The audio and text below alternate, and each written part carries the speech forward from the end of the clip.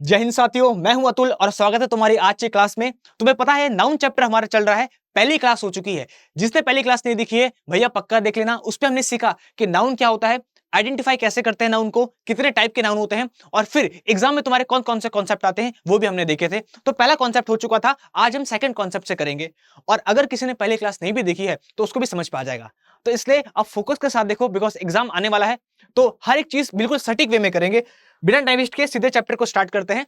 आज जो पहला हमारा कॉन्सेप्ट है, जितने भी बच्चे देख रहे हैं आराम से बैठ के बताओ क्या लिखा है। हिंदी इंग्लिश दोनों के दोनों का मैं ख्याल रखूंगा, कोई टेंशन लेने की बात नहीं है। तुम ये बताओ लिखा क्या है, तुम सब के सब पढ़ सकते हो और इसका आंसर भी दे सकते हो। देखो लिखा ये है कि कुछ नाउन ऐसे होते हैं जो एस से एंड होते हैं, उनकी स्पेलिंग एस से एंड होती है, लेकिन वो होते सिंगुलर हैं और वर्ब भी उनके साथ सिंगुलर ही आती है। जो एस लगता है वो उनकी स्पेलिंग का होता है, प्लूरल का एस नहीं होता है वो। तो जैसे मैथमेटिक्स हो गया, तो ये इसकी स्पेलिंग में एस आता है, लेकिन वो एस इसकी स्पेलिंग का है। इसका मतलब ये नहीं कि मैथमेटिक्स प्लूरल है, मैथमेटिक्स सिंगुलर है। सेम ऐसी बात करूं इकोनॉमिक्स, सब्जेक्ट का नाम है इकोनॉमिक्स, तो जो एस है इसका मतलब ये प्लूरल हो गया क्या? तुम बोलोगे सर ये प्लूरल हो गया, नहीं हुआ। अरे भाई इसकी स्पेलिंग का एस है वो। जैसे मान लो किसी का नाम अनीस है, तो अनीस इज बोलूंगा कि आर बोलूंगा? इजी तो बोलूंगा। अनीस उसका नाम का ऐसा है वो। तो जितने भी नाउन है इन सब की स्पेलिंग में लास्ट में एस आता है, लेकिन वे हैं सिंगुलर, क्योंकि एक चीज का नाम है और सिंगुलर है तो वर्ब भी इनके साथ हमेशा सिंगुलर आती है। अब जो जो चीजें लिखी है वो एक बार एक्सप्लेन कर देता हूं। मैथमेटिक्स सबको पता है क्या होता है, सब्जेक्ट होता है। इकोनॉमिक्स भी है, स्टैटिक्स भी सब्जेक्ट ही है। पॉलिटिक्स, अरे भैया पॉलिटिक्स तो आजकल तगड़ी चल रही है, तो पॉलिटिक्स सिंगुलर है। न्यूज, न्यूज भी सिंगुलर है। सबसे ज्यादा जो क्वेश्चन आते हैं वो इस न्यूज से आएगा और एक आएगा इनिंग्स से। ये दोनों के दोनों बहुत इंपॉर्टेंट है, जिससे सबसे ज्यादा क्वेश्चन भी आते हैं। तो साथ साथ ये भी बताते हुए चलूंगा। अब न्यूज की बात करें तो न्यूज सिंगुलर होती है हमेशा, याद रखो। कॉपी में नोट करो, करो अभी अभी करो नोट। न्यूज हमेशा सिंगुलर होती है और इसके साथ वर्ब भी सिंगुलर आती है। न्यूज इज या न्यूज आर? आंसर बताओ, जितने लोग बोल रहे हैं आंसर बताओ। न्यूज इज कि न्यूज आर? न्यूज इज बोलेंगे। इस न्यूज का मतलब होता है नॉर्थ ईस्ट वेस्ट साउथ, जो चारों दिशाओं से हमको मिले उसी को हम खबर बोलते हैं। तो इसलिए सिंगुलर है। इनिंग्स की बात करें भैया, अगर ये किसी को नहीं आई बात और क्रिकेट वाला फैन है तो भैया तब तो बहुत ही गड़बड़ बात है। अरे क्रिकेट खेलते हो, कितनी इनिंग्स होती है?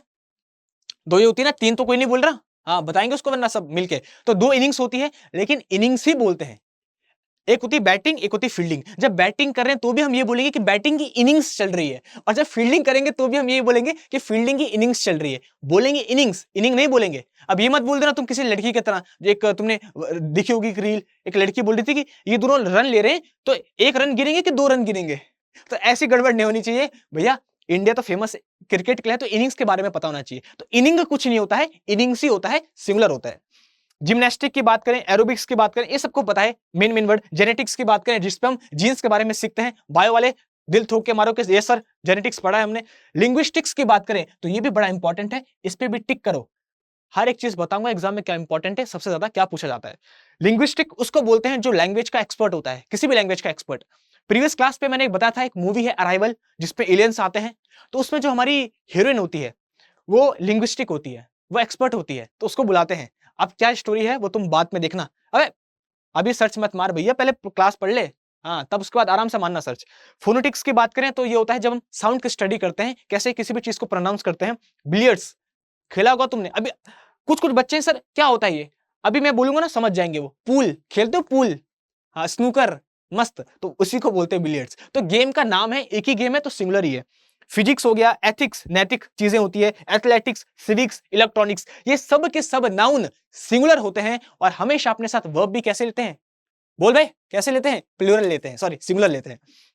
Singular noun singular verb. अब कुछ देखते हैं एग्जांपल।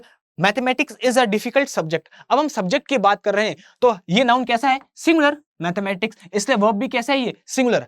अब देखो कुछ बच्चे ऐसे होंगे जो बैंकिंग के भी हैं, हालांकि एसएससी में एक क्वेश्चन नहीं आता लेकिन बैंकिंग में आता है, तो उनका भी ध्यान रखना है भाई। सबको बताऊंगा, सबको सेटिस्फाई करूंगा। अब जरा जो बैंकिंग वाले हैं जरा इसमें एक तो हाईलाइट कर लो मैथमेटिक्स, और एक स्टैटिस्टिक्स में हाईलाइट कर लो। इन दोनों में हाईलाइट कर लो कौन से वाले, बैंकिंग वाले जो हैं। और जिनको एक्स्ट्रा ज्ञान भी चाहिए वो भी कर सकते हो, क्योंकि मे भी तुम्हारे एग्जाम में आ जाए। याद रखना मैथमेटिक्स और स्टैटिस्टिक को जब हम एज अ सब्जेक्ट ट्रीट करें तो सब्जेक्ट तो एक ही होता है, सिंगुलर होता है, तो तब तो ये नाउन सिंगुलर होगा और वर्ब भी इनके साथ सिंगुलर आएगी। लेकिन जब मैथमेटिक्स का मतलब सब्जेक्ट ना होके कैलकुलेशन होगा, जैसे मैं बोलूंगा कि भाई मेरी कैलकुलेशन के अकॉर्डिंग मेरी कैलकुलेशन गलत चली गई, अब सब्जेक्ट की बात नहीं कर रहा हूं, कैलकुलेशन की बात कर रहा हूं, तो तब इसको प्लूरल मानेंगे। अगर स्टैटिस्टिक का मतलब सब्जेक्ट है तब तो सिंगुलर, कि मैंने आज स्टैटिस्टिक पढ़ी, तब तो सिंगुलर है। लेकिन अगर स्टैटिस्टिक का मतलब डेटा होगा कि अकॉर्डिंग टू स्टैटिस्टिक्स कि population have been increase, population बढ़ गई है, तो डेटा के अकॉर्डिंग, तो जब इसका मतलब डेटा होगा तब इसको प्लूरल मानेंगे और वर्ब भी इसके साथ प्लूरल आएगी। तो मैं लिख रहा हूं कि अगर मैथमेटिक्स का मतलब हुआ कैलकुलेशन, तो तब ये प्लूरल बन जाएगा, और अगर स्टैटिस्टिक का मतलब हुआ डेटा, तो तब ये प्लूरल बन जाएगा। और अगर इसको हम एज अ सब्जेक्ट मान रहे हैं तब दोनों को दोनों सिंगुलर होंगे। तो ये थोड़ा सा एक्स्ट्रा कॉन्सेप्ट आ जाता है बैंकिंग वाले बच्चों के लिए, इसलिए बोल रहा हूं चीजें साथ में नोट करते रहो, हर एक चीज बताऊंगा, हर एक चीज। अब बात करते हैं द न्यूज इज अनरिलायबल, जो न्यूज है वो अनरिलायबल है। अब यहाँ पे ये भी बिल्कुल सही है, न्यूज सिंगुलर होता है और इसके साथ वर्ब भी हमेशा सिंगुलर आती है।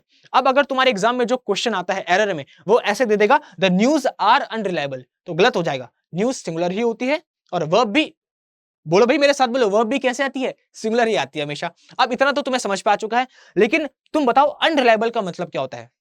ये बना है रिलायबल, रिलायबल मतलब होता है जिसमें हम भरोसा कर सकते हैं, जो ट्रस्टेबल हो, जिसमें भरोसा किया जा सके। और अनरिलायबल, अगर आगे किसी के अन लग जाए प्रीफिक्स, तो वो नेगेटिव मीनिंग को शो करता है।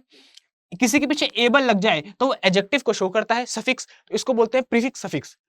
अगर तुम्हें इस टॉपिक में क्लास चाहिए तो भैया कमेंट करके बता देना, पक्का तुम्हारे अतुल भाई क्लास लेके आएंगे। अगर नहीं करोगे तो मैं समझ जाऊंगा तुम्हें आता है, और जब आता है तो फिर क्यों ज्ञानबाजी करनी, लेकिन अगर नहीं आता है तो सिखा के छोड़ूंगा। तो कमेंट कर देना ये सर इस पे भी क्लास दे दो, क्योंकि बहुत इंपॉर्टेंट ये होते हैं। नेगेटिव है कि पॉजिटिव है, वर्ड मीनिंग उसको देखने के लिए बहुत इंपॉर्टेंट है। बात करते हैं अगर हम आगे, ठीक है। अगर मैं इनिंग्स की बात करूं, देखो ध्यान ध्यान सुनना, अगर मैं इनिंग्स की बात करूं तो the first innings is over, जो पहली इनिंग है वो ओवर हो चुकी है, खत्म हो चुकी है। अब जो इनिंग्स वहां पे है वो सिंगुलर है, एक को भी इनिंग्स ही बोलते हैं और दूसरे को भी इनिंग्स ही बोलते हैं। इनिंग नाम की कोई चीज नहीं होती है, एस लगता ही लगता है। ये सिंगुलर है, और सिंगुलर है तो फिर वर्ब भी कैसे आएगी, सिंगुलर, बिल्कुल सही है। Politics is full of compromises, जो राजनीति है उस पर तो भैया कॉम्प्रोमाइजेस चलता ही है, साठ गांठ चलती है, और आजकल तो हर जगह क्या चल रही है, लेकिन अच्छी बात भी है, कोई नेगेटिव बात नहीं है। तो पॉलिटिक्स तो भी है ही, तो पॉलिटिक्स जो है ये सिंगुलर है और वर्ब भी हमेशा सिंगुलर आएगी। तो बच्चों वाले कॉन्सेप्ट तुम्हारे एग्जाम में आते हैं, ये मत सोचना सर क्या ये बच्चों वाला यही आता है, अरे भैया यही आता है, यही आता है। इतनी इजी इंग्लिश होती है, वो तो आज तक हमने कभी पढ़ी नहीं है, तो हमको लगता नहीं है। अब देखो पॉलिटिक्स सिंगुलर, वर्ब सिंगुलर, तो हमने क्या सीखा इस कॉन्सेप्ट में कि जितने भी नाउन होते हैं जो अभी हमने पढ़े, जिनकी स्पेलिंग में एस आता है वो होते सिंगुलर हैं, और वर्ब भी सिंगुलर आती है, क्योंकि जो एस होता है वो प्लूरल का नहीं होता है, उनकी स्पेलिंग का होता है। बहुत बढ़िया, अब तो तुम एक्सपर्ट बन चुके हो। अब देखो, अब एग्जामिनर कैसे खेलता है हमारे साथ, कैसे शाना बनता है वो, ये देखो। माई मैथमेटिक्स इज वेरी पुअर, ये क्वेश्चन एग्जामिनर देगा तुम्हें, और इस पे बोलेगा ये ये, और यहाँ पे दे देगा नो एरर, और बोलेगा भाई इस पे एरर टिक करो कि एरर क्या है। अब बच्चे जिसने पढ़ा होगा वो बोलेगा अरे सर कितना इजी है, मजा ही आ गया आज तो, है, और बोलेगा सर नो एरर है। मैथमेटिक्स सिंगुलर होता है और वर्ब भी सिंगुलर लगा दी, नो एरर, और वो चौड़े में होकर जाएगा, यस सर मैं तो अब एग्जाम निकल जाएगा सर, लेकिन वहां पे उसका एग्जाम 1 मार्क्स से रह गया। अब वो बोलेगा सर 1 मार्क्स से कहां से, अरे गलत हो गया, नो एरर नहीं है इस पे। अब तुम बोलोगे सर नो एरर नहीं है, ये कैसे हो गया, कैसे पलट गए, अभी तो हमने पढ़ा, अभी तो आपने पढ़ा है। देखो ध्यान सुनना, जब केवल मैथमेटिक्स होगा, ये सब के सब होंगे, तब तो ये सब के सब सिंगुलर हैं और वर्ब भी इनके साथ सिंगुलर आएगी। लेकिन देखो ध्यान सुनना, लेकिन अगर इनके आगे, इन नाउन्स के आगे आगे लग जाए पोजेसिव एडजेक्टिव, पोजेसिव मतलब होता है अधिकार दिखाना, एडजेक्टिव होता है जो नाउन के आगे आते हैं, नाउन की विशेषता बताते हैं। तो अगर इनके आगे माय लग गया, माय मैथमेटिक्स, अब इनके आगे पोजेसिव एडजेक्टिव लग गया है, और जब पोजेसिव एडजेक्टिव लग जाता है इन नाउन्स के आगे, तो तब ये नाउन्स प्लूरल ही मानते हैं और वर्ब इनके साथ प्लूरल आती है। अब my mathematics are very poor होगा, क्योंकि अब इसका मतलब कैलकुलेशन है, अब इसका मतलब सब्जेक्ट नहीं है, कैलकुलेशन, कैलकुलेशन, और जब कैलकुलेशन आ जाए तो तब मैथमेटिक्स को हम प्लूरल मानेंगे। तो याद रखना, जितने भी नाउन होते हैं जो भी हमने पढ़े, ये सब के सब नाउन होते सिंगुलर हैं, लेकिन अगर इनके आगे पोजेसिव एडजेक्टिव लग जाए, माय, आवर, यूअर, हिज, हर, ये सब के सब कमेंट में लिख के बताओ, सबके सब क्या तुमको पता है पोजेसिव एडजेक्टिव क्या होते हैं। अगर ये सब आ जाएं तो तब इनको प्लूरल मानेंगे और वर्ब भी इनके साथ हमेशा प्लूरल आएगी। याद रखना, इतना है बस। तो जो जो एग्जामिनर जहां जहां खेल सकता है हर एक चीज बताऊंगा। अब तुम क्लीन बोल्ड नहीं होंगे, तुम सीधे बॉल में चौका नहीं छक्का मारोगे, आया। और जो चौका उड़ते हुए जाए उसे हम कमेंट में लिख दो जल्दी से क्या कहते हैं उसे। तो मस्ती के साथ पढ़ेंगे, सारे कॉन्सेप्ट जो बता रहा हूं मैं डिटेल में बता रहा हूं, ध्यान से सुनना, हंसी मजाक भी करेंगे लेकिन भैया सीरियस भी पढ़ेंगे। अब बात करते हैं नेक्स्ट जो है हमारा कॉन्सेप्ट नंबर 3, वो क्या कहता है, जल्दी से सबके सब पढ़ो और मुझे बताओ क्या कहता है। पढ़ो भैया, अपनी भी अंडरस्टैंडिंग बढ़ाओ, पढ़ो क्या लिखा है जल्दी से। Few nouns always exist in the same form in singular and plural. कुछ नाउन ऐसे होते हैं जो अपनी सिंगुलर या प्लूरल फॉर्म में सेम होते हैं, बिल्कुल सेम। जैसे अगर मैं बात करूं डियर की, इस डियर का मतलब क्या है, प्रिया, प्रिय है इसका मतलब। अरे वो तो ये डियर होता है भाई, मेरे प्रिय मित्र, डियर फ्रेंड। तो इस ये डियर नहीं है वो, इस डियर का मतलब है हिरण। तो अगर मैं एक हिरण की बात करूं तो भी डियर ही लिखूंगा, और अगर 100 हिरणों की बात करूंगा तो भी इंग्लिश में उसको डियर ही लिखूंगा। तो ये कुछ नाउन ऐसे होते हैं जो सिंगुलर और प्लूरल उसका सेम ही होता है, एस उसको नहीं लगता उस पर। एक को भी डियर ही बोलूंगा और हजारों को भी डियर ही बोलूंगा। इतना सबको समझ पाया। शीप, शीप मतलब होता है भेड़। तो अगर एक शीप होगी तो उसको मैं शीप ही बोलूंगा, और अगर बहुत सारी भेड़ें होंगी तो भी उसको मैं शीप ही बोलूंगा। तो ये कुछ नाउन ऐसे होते हैं जो सिंगुलर प्लूरल दोनों फॉर्म में सेम रहते हैं। अगर बात करें आगे हेडक्वार्टर्स, देखो एक घर को अगर एक हेडक्वार्टर है तो उसको मैं हेडक्वार्टर नहीं बोलूंगा। देखो हम कितनी गलती करते हैं इंग्लिश बोलने में। एक घर है तो भी मैं उसको हेडक्वार्टर्स ही बोलूंगा, और बहुत सारे घर हैं तो भी हेडक्वार्टर्स ही बोलूंगा। हेडक्वार्टर नाम की कोई चीज नहीं होती, क्वार्टर कोई अद्धा उद्धा थोड़ा चढ़ा रहे हो तुम कि क्वार्टर बोलोगे। आया समझ पे, तो हेडक्वार्टर से बोलोगे। इलेक्टोरेट, इलेक्टोरेट मतलब होता है जो वोट देता है, उसको बोलते हैं इलेक्टोरेट। तो अगर एक होगा तो भी इलेक्टोरेट, और अगर हजारों होंगे, करोड़ होंगे, लाखों होंगे तो भी इलेक्टोरेट ही बोलेंगे। और बात करें सीरीज की तो तुम्हें पता है, चाहे एक सीरीज देखो तो भी सीरीज ही बोलते हो, और अगर तुम 10 सीरीज देख लो तो भी सीरीज ही बोलते हो। तुम बोलते नहीं अपने दोस्त को, भाई तूने वो सीरीज देखी आज डार्क, तो मैंने एक सीरीज कंप्लीट कर ली, सीरीज ही बोलोगे। और अगर मैंने दो सीरीज देख ली तो दो सीरीज ही बोलोगे। तो चाहे सिंगुलर हो प्लूरल हो, ये सेम रहते हैं, चेंज नहीं होते हैं। ये नाउन है, इनको देख लो जल्दी से। एक और भी होता है, फिश भी होता है, फिश को भी इंक्लूड कर सकते हो, फिशेस नहीं होता उसका, फिश का फिश ही होता है, चाहे सिंगुलर बोलो चाहे प्लूरल बोलो। इतना सबको समझ पाया, जल्दी से बताओ, कमेंट करके बताओ भैया। हाँ ऐसे तुम तो यस सर बोल रहे हो, अरे कमेंट भी तो करो साथ में, तुम्हारे साथ देखेंगे भी तुम्हारे कमेंट्स, फिर लगेगा हाँ भैया जोश है मेरे जवानों में। चलो अब बात करते हैं, a deer is grazing in the field.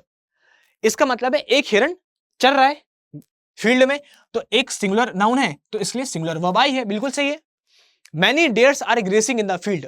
अब देखो बहुत सारे हिरण चल रहे हैं, तो बिल्कुल सही तो है। क्या एरर है इसमें, एरर है? अरे भाई तुमसे पूछ रहा हूं, एरर है इसमें? बिल्कुल है भाई, चाहे हिरन बहुत सारे हो चाहे एक हो, डियर्स कुछ नहीं होता है, लिखते उसको डियर ही है। Many deer are grazing in the field, अब ये दोनों सही है। आया, तो चाहे एक हिरन हो चाहे बहुत सारे हिरन हो, लिखेंगे उसको डियर ही, डियर्स नहीं लिखेंगे। अब तुम्हें समझ पे आ गया, अच्छा सर हाँ अब कुछ कुछ लोगों को अब आ रहा है समझ पे, हो मतलब इतनी देर से नहीं आया उसको, अब आया उसको क्वेश्चन देख के। इसलिए हम क्वेश्चन की प्रैक्टिस कर रहे हैं कि जिसको कॉन्सेप्ट में ना आए उसको क्वेश्चन में आ जाए। आया ना? और ये सारे के सारे प्रीवियस ईयर क्वेश्चंस है। A sheep in the farm is missing, farm में एक शीप मिसिंग है, गायब हो गई एक शीप। अभी हम एक भेड़ की बात करें तो एक है नाउन, इसलिए वर्ब भी इसके साथ इज आया है। अगर मैं बोलूं many sheeps in the farm are missing, बहुत सारी शीप्स मिसिंग है, पता नहीं कहां चली गई, कौन ले गया। अब बताओ, बहुत सारों की बात कर रहे हैं, मैनी आया है इसलिए आर भी आया है, लेकिन नाउन शीप्स नहीं आएगा, शीप ही आएगा, मैनी शीप ही बोलेंगे इसको। आया ना सबको समझ पे? बस इतना इजी कॉन्सेप्ट आता है, इस पार्ट में एरर हो गया और तुरंत टिक करना, तुम्हारा सिलेक्शन हो जाएगा। बोलो हाँ। तो ऐसे आता है, चाहे एक शिप की बात करें चाहे बहुत सारे शिप्स की बात करें, बोलेंगे शीप ही इसको, शीप्स नहीं बोलेंगे। The headquarters of the company is in Delhi, जो कंपनी का हेडक्वार्टर है वो दिल्ली में है। अब एक हेडक्वार्टर की बात कर रहे हैं तो हेडक्वार्टर नहीं बोलेंगे इसको, क्वार्टर से बोलेंगे। अब एक की बात कर रहा हूं मैं तो भी इसको हेडक्वार्टर से बोलेंगे। और यहाँ पे बोल रहे हैं headquarters of many MNCs are in Delhi. MNCs सबको पता है ना, मल्टीनेशनल कंपनीज। तो बहुत सारी कंपनीज के जो हेडक्वार्टर्स हैं वो कहाँ है, दिल्ली में है। अब इसका मतलब है बहुत सारे हेडक्वार्टर्स, तो चाहे हम बहुत सारे बोले चाहे हम एक बोले, बोलते हेडक्वार्टर्स ही है। हेडक्वार्टर नाम की कोई चीज नहीं होती है, क्वार्टर वगैरह कुछ नहीं बोल रहे हम, आधा क्वार्टर ये सब। तो चाहे सिंगुलर बोलो चाहे प्लूरल बोलो, हेडक्वार्टर्स हेडक्वार्टर्स ही रहेगा, शीप शीप ही रहेगा, डियर डियर ही रहेगा, सीरीज सीरीज ही रहेगी, इलेक्टोरेट इलेक्टोरेट ही रहेगा, फिश फिश ही रहेगी। इतना आ गया ना बस। तो पहले कॉन्सेप्ट पढ़ो, उसके बाद प्रैक्टिस कर लो प्रीवियस ईयर क्वेश्चंस की, तुरंत कॉन्सेप्ट दिमाग पर छप जाएगा। तो ये टेक्निक अगर तुम्हें पसंद आ रही है तो लाइक फेंक के मारो, ये सर पसंद आ रही है कमेंट करो, ये सर ये अच्छा है, इससे हमको समझ पा रहा है। तो दो कॉन्सेप्ट हमने कर लिए हैं। एक तो हमने पहले पढ़ा था जो एस एंड होते हैं लेकिन होते सिंगुलर हैं, और वर्ब भी इनके साथ हमेशा सिंगुलर आती है। फिर सेकंड हमने पढ़ा कुछ, भाई मैं ही बोलता जा रहा हूं, तुम लोग नहीं बोलोगे क्या? हाँ, तुम लोग बोलो सेकंड कॉन्सेप्ट क्या पढ़ा कि कुछ नाउन ऐसे होते हैं जो सिंगुलर और प्लूरल दोनों में सेम रहते हैं। आया? ठीक है। अब जो थर्ड है ये देखो जरा ध्यान से सुनो, ऐसे क्वेश्चंस तुम्हारे एग्जाम में आते हैं एग्जैक्ट ये।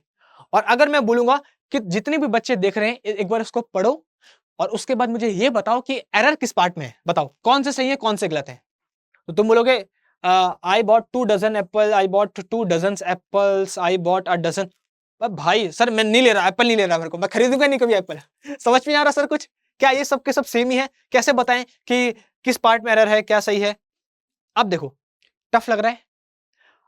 इंग्लिश में एक बात याद रखना अतुल सर की, कि जो चीज टफ लगती है वो सबसे इजी होती है।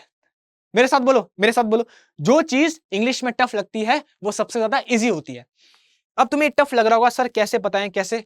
अब मैं इसकी एक शॉर्ट ट्रिक बताता हूं, धांसू शॉर्ट ट्रिक, धांसू, एक तुरंत तुम 1 सेकंड में उड़ा दोगे आंसर। देखो ध्यान सुनना, सबको यूनिट तो पता ना, यूनिट क्या होती है?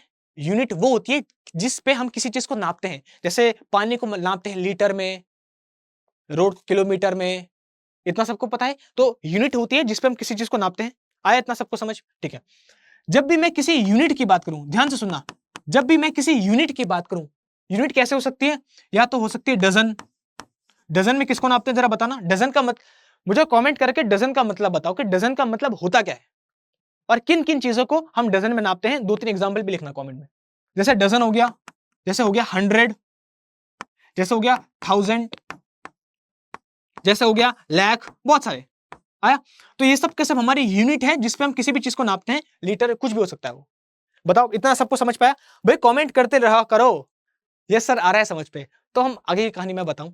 तो जब भी हमको कहीं भी यूनिट दिख जाए, डजन, 100, 1000, तो तुम इसको इस कॉन्सेप्ट से भी याद रख सकते हो, डजन, 100, 1000 वाला कॉन्सेप्ट अतुल सर ने बताया था।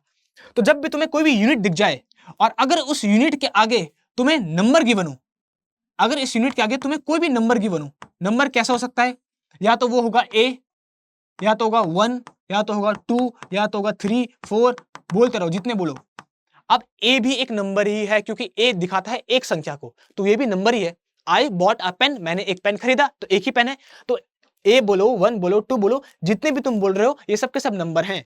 और अगर इन यूनिट के आगे नंबर गिवन होगा तो याद रखना पीछे एस और ऑफ नहीं आएगा, दोनों नहीं आएंगे, ना एस आएगा ना ऑफ आएगा।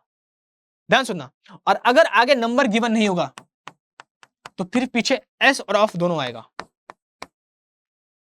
अभी फिर से एक्सप्लेन करता हूं अच्छे से, दिमाग में घुसा दूंगा तुम्हारे, कि अगर कोई सपने भी पूछेगा तो तुम बोलोगे यस सर ये है इसका। जब भी तुम्हें यूनिट गिवन होती है किसी भी चीज की, डजन, 100, 1000, अगर उसके आगे तुम्हें नंबर गिवन है 1, 2, 3 ए, तो उसके पीछे एस और ऑफ नहीं लगाओगे, मतलब डजन्स ऑफ नहीं बोलोगे तुम, इनके पीछे dozens, hundreds of, thousands of, S और ऑफ नहीं लगाओगे। और अगर आगे नंबर गिवन नहीं होगा तो पीछे एस और ऑफ दोनों के दोनों आएगा, dozens of, hundreds of, thousands of, ये है बस कॉन्सेप्ट। अगर तुम्हें ये टेक्निक याद हो गई, ये ट्रिक याद हो गई, तो तुम सारे के सारे क्वेश्चन उड़ा दोगे। हालांकि इसके पीछे का लॉजिक क्या होता है वो भी बताऊंगा अभी, क्योंकि रटाऊंगा नहीं, इंग्लिश समझा के बताऊंगा कि क्यों ऐसा होता है। लेकिन पहले तुम्हें ये बताओ ये ट्रिक समझ पाई, ताकि तुम एग्जाम में बिना टाइम वेस्ट किए तुरंत मार दो टिक, और जो गधा बच्चा वो भी समझ जाए। आया? तो जब भी आगे नंबर गिवन होंगे तो हम पीछे एस और ऑफ नहीं लगाएंगे, और अगर आगे नंबर गिवन नहीं होंगे तो पीछे एस और ऑफ लगा देंगे, दोनों के दोनों लगाएंगे। अब देखो, अब इन क्वेश्चंस को उड़ाते हैं और देखते हैं भाई क्या हमको समझ पाया कि नहीं आया, और क्या क्वेश्चन इंग्लिश में तुरंत कुछ सेकंड में हो सकते हैं। देखते हैं। आई बॉट 2 डजन, अब हमको डजन दिख गया, यूनिट है। अगर इस यूनिट के आगे नंबर गिवन है तो फिर पीछे एस और ऑफ नहीं आएगा, तो पीछे डजन के पीछे एस भी नहीं है, ऑफ भी नहीं है, तो बिल्कुल सही है भाई। या तो आगे नंबर दे दो या तो पीछे एस और ऑफ दे दो, लेकिन दोनों चीजें साथ नहीं आ सकती। इतना आया? ठीक है। आई बॉट 2 डजन एप्पल्स, अब सबके सब कमेंट में बताते रहो आंसर क्या आया। डजन आ गया, यूनिट गिवन है, अगर यूनिट के आगे नंबर गिवन है 2 तो पीछे एस और ऑफ दोनों नहीं आएंगे। ऑफ तो नहीं है लेकिन एस दे दिया, गलत हो गया, तो ये भैया गड़बड़ हो गई। अब आया सबको? देखो कितना इजी होता है। ऐसे क्वेश्चन तुम्हारे एग्जाम में आते हैं और इसके लिए हमने ऐसे टेक्निक्स बनाई हैं। हालांकि एक्सप्लेन करूंगा क्यों होता है क्या होता है सब करूंगा। I bought a dozen apples, अब जितने भी लोग देख रहे हैं सबके सब इसका आंसर दो, सही है कि गलत है। थर्ड का लिखना भी साथ में, थर्ड का सही है कि गलत है, राइट या रॉन्ग। यूनिट गिवन हो गई, यूनिट के आगे अगर नंबर गिवन है, अरे ए भी एक नंबर ही होता है, ए मतलब होता है 1, तो नंबर है तो फिर पीछे एस और ऑफ नहीं आएगा, और नहीं गिवन है बिल्कुल सही है, नहीं है ना, ना एस है ना ऑफ है, बिल्कुल सही है। I bought 2 dozen of apples. अब बताओ ये सही है गलत है? जितने भी लोग देख रहे हैं भैया, सच बता रहा हूं, हाथ रख के बता दो सर सही है कि गलत है, खुश हो जाऊंगा मैं आज। अगर यूनिट गिवन है और उसका आगे नंबर गिवन है तो पीछे एस और ऑफ नहीं आएगा। एस तो नहीं है लेकिन बेचारों ने ऑफ दे दिया। अरे गड़बड़ कर दिया यार, गलत हो गया तो यार, मजा ना आया यार। I bought 2 dozen of apples. अब देखो जब डजन आ गया है, यूनिट गिवन है जिसपे हम किसी भी चीज को नापते हैं, डजन का मतलब मैंने तुम्हें पूछा था होता है जब 12 का सेट होता है, जैसे केले होते हैं बनानास, उनको हम डजन में देते हैं। तो अगर यूनिट है तो अगर आगे उसका नंबर है तो पीछे एस और ऑफ नहीं आएगा। इसने पीछे एस और ऑफ दोनों दे दिए, मतलब आगे नंबर भी दे दिया, पीछे एस और ऑफ भी दे दिया। घर वाली बाहर वाली दोनों साथ में दे दी, और घर वाली बाहर वाली दोनों साथ में आ गई तो भैया ऐसा हो नहीं सकता, या तो घर वाली होगी या तो बाहर वाली होगी।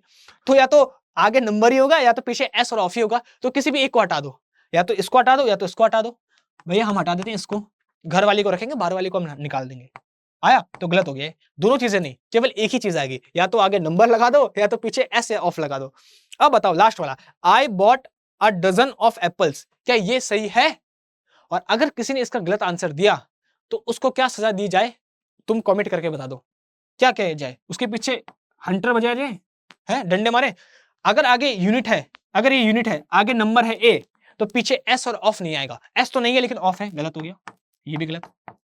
तो ऐसे तुम कुछ सेकंड्स में ही सारे के सारे क्वेश्चंस को उड़ा सकते हो, अगर तुम्हें ये टेक्निक पता है अतुल सर की, कि जब भी यूनिट गिवन हो और आगे नंबर गिवन हो तो पीछे एस और ऑफ नहीं आता, अगर आगे नंबर गिवन ना हो तो पीछे एस और ऑफ आ जाता है। चलो लास्ट कुछ क्वेश्चन, अब तुम बताओ क्या ये सही है गलत है। I bought dozen apples. अब देखो अगर यूनिट गिवन है तो आगे उसने नंबर भी नहीं दिया और पीछे उसने एस और ऑफ भी नहीं दिया, तो भैया ये तो गलत हो गया। कुछ तो दो, भूखे मार दोगे तुम तो, कुछ तो दो। I bought dozen of apples, अगर यूनिट आ गई है और आगे नंबर नहीं है तो पीछे एस और ऑफ आएगा। ऑफ तो है लेकिन एस नहीं है, तो इसका मतलब ये भी गलत हो गया। अरे भाई एस भी तो आएगा, डजन्स ऑफ होगा, अगर आगे नंबर नहीं तो पीछे डजन्स ऑफ होगा। अब तुम्हें हिंट मिल चुकी है कि मैं क्यों बोल रहा हूं, क्यों होगा। हालांकि कुछ बच्चे को हो सकता है समझ पा जाए, कुछ को ना आए, कोई बात नहीं, बताऊंगा। I bought dozens of apples. अब बताओ क्या ये सही है कि गलत है? लास्ट, क्या ये सही है कि गलत है? सब जितने लोग देख रहे हैं सबके सबका आंसर चाहिए मुझे, क्या ये सही है कि गलत है? आई बॉट, अब देखो डजन आगे है यूनिट, और जब भी यूनिट गिवन होती है अगर आगे उसका नंबर नहीं है कोई भी तो पीछे एस और ऑफ आना चाहिए। एस भी है ऑफ भी है, बिल्कुल सही है। वाह यार, मतलब जो लोग पढ़ने वाली भी नहीं है उनको भी मैंने सिखा दिया, उनको भी आ गया, बहुत बड़ी बात है। तालियां बजाओ भाई अपने लिए, तो मैं आ गया भाई समझ में। देखो तो चाहे तो इंग्लिश बैकग्राउंड के हो चाहे ना हो, लेकिन सही से पढ़ोगे, सिद्धर से पढ़ोगे तो हर चीज आ जाएगी। तो यही कॉन्सेप्ट था जो मैंने बताया था कि जब भी तुम्हें यूनिट गिवन हो, डजन, 100, 1000, लाख, अगर आगे नंबर गिवन हो तो फिर पीछे एस और ऑफ नहीं आता, और अगर आगे नंबर गिवन नहीं होता तो फिर पीछे एस और ऑफ दोनों आता है। ये हमने पढ़ा था। अब इसके पीछे का, इस टेक्निक के पीछे का जो रीजन है वो भी जानना इंपॉर्टेंट है, क्योंकि इंग्लिश समझ के पढ़ी जाती है, रट के नहीं। तो इसके पीछे का रीजन क्या है वो बताता हूं। पहले तुम इन दोनों को बताओ आंसर कि क्या ये दोनों सही है। अगर तुमने इनका आंसर बता दिया तो फिर तुम्हें रीजन भी मैं बता दूंगा। ये लिखा है 10,000 पीपल अटेंडेड द रैली, और ये लिखा है, अगर तुम्हें नहीं दिख रहा है जब पीडीएफ दूंगा तो दिख जाएगा, thousands of people attended the rally. Same है बिल्कुल, बस इस पे है 10,000 पीपल अटेंडेड द रैली, 10,000 लोगों ने रैली अटेंड की, और thousands of people attended the rally, और हजारों लोगों ने रैली को अटेंड किया। तो दोनों का मतलब सेम है। क्या दोनों के दोनों सही है कि गलत है ये बताओ? दोनों के दोनों सही है कि गलत है बताओ? जितने लोग देख रहे हैं आंसर बताओ। बिल्कुल सही है, दोनों में कोई एरर नहीं है। जब यहां पे यूनिट गिवन हो और यूनिट के आगे नंबर गिवन हो तो पीछे एस और ऑफ नहीं आता, नहीं है। और अगर यूनिट गिवन हो और आगे नंबर ना गिवन हो तो पीछे एस और ऑफ आता है, तो एस भी आया है और ऑफ भी आया है, तो ये भी बिल्कुल सही है। अब देखो दोनों में डिफरेंस क्या होता है ये बता रहा हूं। जब यूनिट के आगे नंबर गिवन होता है तो वो यूनिट डेफिनेट हो जाती है। कितने लोग आए? 10,000, डेफिनेट कितने हैं? 10,000 है। और जब पीछे एस और ऑफ आता है तो वो इनडेफिनेट संख्या को बताता है, अनिश्चित संख्या को बताता है। एग्जैक्ट नहीं पता कितने लोग आए, थाउजेंड्स ऑफ पीपल, हजारों लोग आए, कितने आए हमको नहीं पता है, हजारों आए। आप समझ पाया? तो जब नंबर आ जाता है आगे तो वो निश्चित संख्या को बताता है, और जब पीछे एस और ऑफ आता है तो वो अनिश्चित संख्या को बताता है।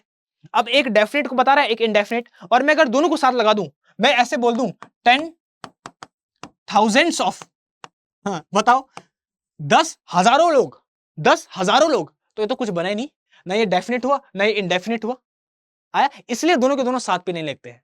इसलिए या तो आगे नंबर ही लगा लो या तो पीछे एस और ऑफ ही लगा लो, या तो 10,000 बोलो या तो हजारों बोलो, बट 10,000 लोग ये नहीं बोल सकते तुम। तो अगर आगे नंबर लगता है तो वो निश्चित संख्या को बताता है। जैसे मैं बोलूंगा इस क्लास में टोटल 100 लोग हैं, 100 लोग हैं, 100 लोग हैं, लेकिन मेरे को हजारों लोग हैं, तो थाउजेंड्स ऑफ। या तो हम निश्चित संख्या बताएं या तो अनिश्चित बताएं, दोनों को मिक्स नहीं कर सकते, इसलिए या तो आगे नंबर ही आता है या तो पीछे एस और ऑफ ही आता है। ये इसके पीछे का लॉजिक था। तो बताओ लॉजिक समझ पाया, पसंद आया, बढ़िया। तो अगर तुम ऐसे ही पढ़ोगे तो इंग्लिश कितनी इजी बन जाएगी, है ना। हाँ, तो ऐसे पढ़ना है हमको। अब देखो लास्ट जो अच्छा कॉन्सेप्ट है, इसको पढ़ेंगे, छुट्टी करेंगे उसके बाद। और ये सबसे इंपॉर्टेंट कॉन्सेप्ट है तुम्हारी इंग्लिश का, सबसे ज्यादा क्वेश्चन जो होते हैं वो इसी कॉन्सेप्ट से आते हैं, इसको पढ़ेंगे, बहुत इंपॉर्टेंट है। ध्यान से देखो, फिफ्थ कॉन्सेप्ट क्या है। एक नाउन ऐसा होता है, याद रखना, जो हमेशा सिंगुलर फॉर्म में ही लिखा जाता है, उसको सिंगुलर ही मानते हैं, इसीलिए उसका प्लूरल कभी नहीं बनता। आया, एक नाउन ऐसा होता है जो हमेशा सिंगुलर ही माना जाता है, इसलिए जो उसके साथ वर्ब आती है वो वर्ब भी कैसे आती है, हमेशा सिंगुलर ही आती है। प्लूरल वर्ब नहीं आ सकती उसके साथ, प्लूरल फॉर्म उसकी नहीं हो सकती है। आया, इसका मतलब अगर उसका प्लूरल नहीं कर सकते हैं तो उसके पीछे एस, ई एस या आई एस भी नहीं लगा सकते हैं, क्योंकि उसका प्लूरल पॉसिबल नहीं है। इसका मतलब किस नाउन की बात कर रहे हैं हम, समझ पा गया है, हम अनकाउंटेबल नाउन की बात कर रहे हैं। तो जितने भी लोग हैं वो फिफ्थ कॉन्सेप्ट में डाल देना अनकाउंटेबल नाउन, मैं शॉर्ट फॉर्म में लिख रहा हूं अनकाउंटेबल नाउन। अनकाउंटेबल नाउन वो नाउन होते हैं जिनको काउंट नहीं किया जा सकता, जिनको हम काउंट नहीं कर सकते हैं, वो हमेशा सिंगुलर ही उनको मानते हैं और वर्ब भी इनके साथ सिंगुलर आती है। इनके पीछे हम एस, ई एस या आई एस नहीं लगा सकते हैं, क्योंकि इनका प्लूरल नहीं कर सकते हैं, सिंपल सी बात है। जैसे मैं बोलूंगा वाटर, तो वाटर कैसा नाउन है, अनकाउंटेबल, तो क्या मैं इसके पीछे एस लगा सकता हूं, वाटर्स कर सकता हूं, नहीं कर सकता हूं। तो याद रखना, ये नाउन ऐसे होते हैं जिनके पीछे एस, ई एस या आई एस नहीं लगा सकते, इनका प्लूरल नहीं कर सकते हैं। अच्छा, इनके आगे में नंबर भी नहीं लगा सकता। गिव मी अ वाटर, एक पानी दो, क्या बोल सकता हूं, एक पानी दो, नहीं बोल सकता हूं। तो इनके आगे मैं ए और एन भी नहीं लगा सकता या कोई नंबर भी नहीं लगा सकता, 1 2 3 कुछ नहीं लगा सकता। किसके आगे, अनकाउंटेबल नाउन के आगे। गिव मी अ water, give me 2 water, 3 water, तो ना ए और एन बोल सकता हूं और ना कोई नंबर लगा सकता हूं, क्योंकि ये होते हैं हमेशा अनकाउंटेबल हैं, गिन नहीं सकते। तो ए एन 1 2 3 कुछ नहीं लगा सकते। तो अनकाउंटेबल नाउन के आगे कोई आर्टिकल ए एन या कोई नंबर नहीं लगता 1 2 3 4, इनके पीछे एस और एस नहीं लगता, प्लूरल नहीं बना सकते, इनको मानते सिंगुलर है और वर्ब इनके साथ सिंगुलर आती है। आया, अब इनको अगर हमको दिखाना हो किस किस में कि भाई सिंगुलर दिखाना हो, प्लूरल दिखाना हो, तो ऐसे दिखाते हैं, a piece of, pieces of, heap of, heaps of, loaf of, loafs of. तो इसको ऐसे दिखाते हैं हम। अब इसको एक्सप्लेन अच्छे से करूंगा जब तुम क्वेश्चंस देखोगे, और ये क्वेश्चंस हम कल की क्लास में पढ़ेंगे। तो अनकाउंटेबल नाउन कौन कौन से होते हैं एक बार पढ़ लो, लगेज, बैगेज, सीनरी, इमेजरी, ये सब के सब अनकाउंटेबल नाउन होते हैं। इनके पीछे तुम एस, एस नहीं लगा सकते, इनके आगे तुम ए एन नहीं लगा सकते, कोई नंबर नहीं लगा सकते, 1 2 3 काउंट कहां से करोगे इसको, अनकाउंटेबल है। ये सारे के सारे नाउन होते हैं, और तुम्हारे एग्जाम में जो क्वेश्चंस पूछे जाते हैं वो ये क्वेश्चंस हैं। इनको हम कल की क्लास में सॉल्व करेंगे। अभी आराम आराम से क्लास ले रहा हूं, जब तुम्हारा बेस बनता रहेगा, थोड़ा और ज्यादा कॉन्फिडेंस आएगा, प्रैक्टिस हो जाएगी, तो उसको आगे करेंगे। तो बताओ आज की क्लास कैसी लगी। अगर तुम्हारे लिए होमवर्क भी है, तुम अगर चाहो तो उसको कर सकते हो, और कल मैं तुम्हें फिर इसका सॉल्यूशन बताऊंगा। तो आज की क्लास अगर तुम्हें पसंद आई है तो भैया प्रैक्टिस करते रहो, मैं तुम्हारे साथ हूं। तुम्हें कल की क्लास में मिलूंगा, और अपना ध्यान रखना, पढ़ते रहो, रिवाइज करते रहो। इस साल जॉब के सपने को पक्का पूरा करना है, बस मेहनत करते रहो। मिलूंगा नेक्स्ट क्लास में, तब तक के लिए बाय बाय।